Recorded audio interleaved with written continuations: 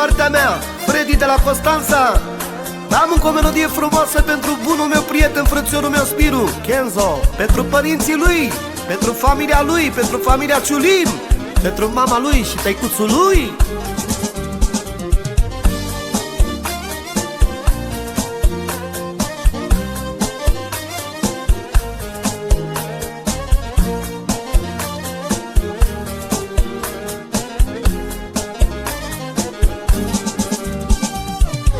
De mi-ar spune cineva să-i dau zile, nu mama, i-aș da zile de la mine ca să o văd pe mama bine.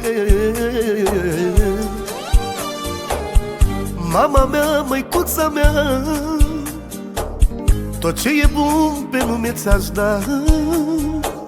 Aș vrea mulți ani tu ca să trăiești și să rămâi așa cum ești. Părinți, Doamne, ca la mine, n-ai să vezi la oricine. Când vede că mi-este greu, sare în ajutorul meu. Părinți, Doamne, ca la mine, n-ai să vezi la oricine. Când vede că mi-este greu, sare în ajutorul meu.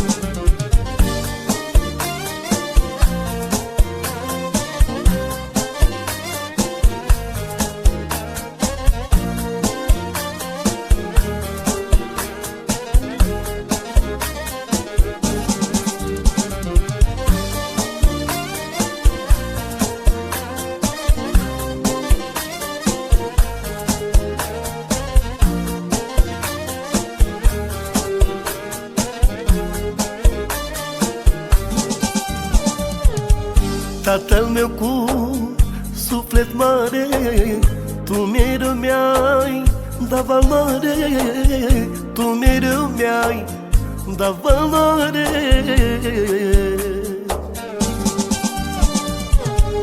A venit și rândul meu să am grijă de tatăl meu, să am grijă de tatăl meu, mila mea, sprijinul meu. Părinți, Doamne, ca la mine, n-ai să vezi la oricine. Când vede că mi-este greu, sare în ajutorul meu. Părinți, Doamne, ca la mine, n-ai să vezi la oricine. Când vede că mi-este greu, sare în ajutorul meu. Părinți, Doamne, ca la mine,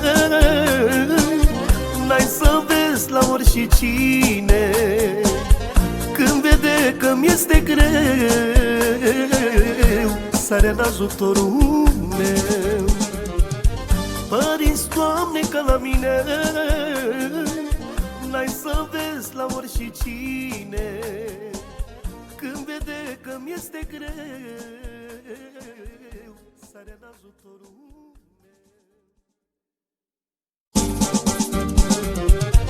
Din partea mea, Freddy de la Constanța, am încă o melodie